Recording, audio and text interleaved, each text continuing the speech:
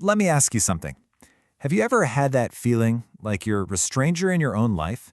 That's what we're going to explore today. That quiet, nagging question of who we really are, underneath it all. I mean, really, who are you when nobody's watching? Not the person who shows up to work or the role you play for your family, but the real you. The one who's there when all the noise finally fades away. We're digging deep here, talking about that part of you that's been there since you were a kid. The core of who you are that's buried under all the layers we pile on over the years. It's the self that's been silently waiting for you to notice it again. And it's a weird feeling, isn't it? It's usually not some big, loud crisis. It's more of a subtle, quiet ache. That sense that you're just an actor on the stage of your own existence, reading lines from a script you never even wrote. But here's the thing, and this is so important to get. That feeling, it isn't a sign that you failed. It is the exact opposite. It's a vital, crucial signal from your inner self. It's an invitation to finally come home. So to really get a handle on what's going on, it helps to have a name for it. And luckily, psychology gives us a really powerful concept that explains this feeling so many of us have. Okay, let's dive in. The famous psychologist Carl Jung, he called this the persona. And all it is, really, is the social mask we all develop. Now, it's not inherently a bad thing. It's a necessary tool for navigating the world. Think of it like your public profile, which is super relevant today, right? In the age of social media, we're all kind of curating a personal brand. So, you've got these two sides, right? On one hand, you have the persona. That's the mask, the external, curated self. And on the other, you have the authentic self, your intuitive, genuine core.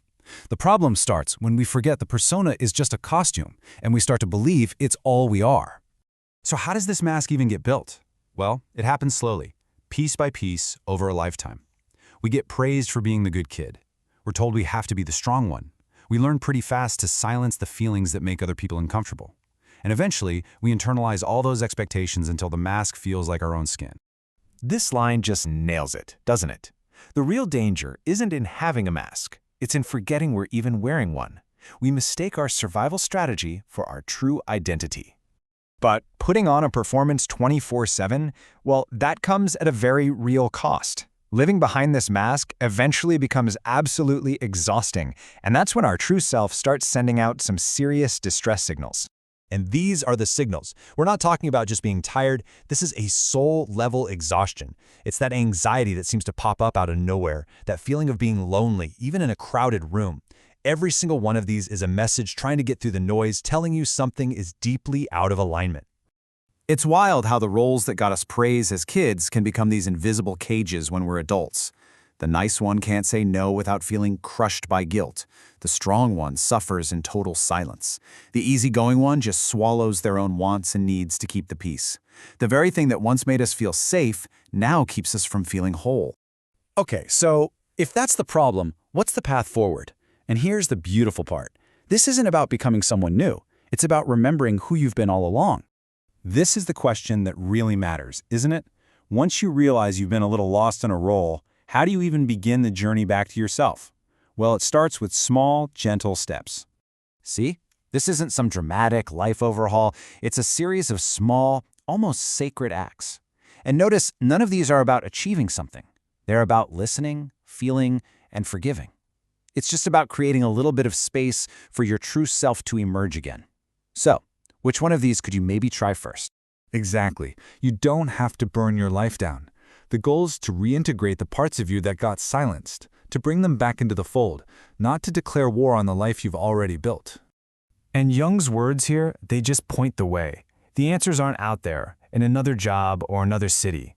The work is internal. The awakening happens when you finally turn your attention inward. So what does it actually look and feel like to live this way? Let's talk about the profound shift that happens when you start showing up as your real, unmasked self. Okay, let's be honest. This is our biggest fear, right? We're so afraid of losing approval, of losing that sense of safety. But what you actually lose is the immense burden of pretending. You shed the weight of a life that was never truly yours to carry in the first place. And this is the unexpected gift, the beautiful bonus. When you show up without a mask, you create a safe space for other people to do the same. Your courage gives them permission to be real, and it totally transforms the nature of your relationships. I mean, just look at this. Think about the sheer amount of life force that is wasted on performance.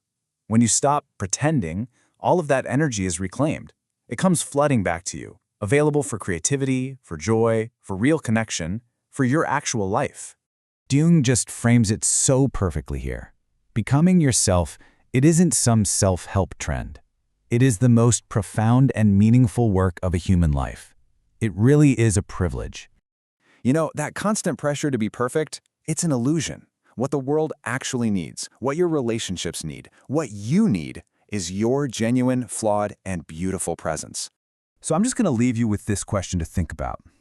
What might change if you truly believe that your realness, not your perfection, was your greatest gift? What if that was enough to change everything?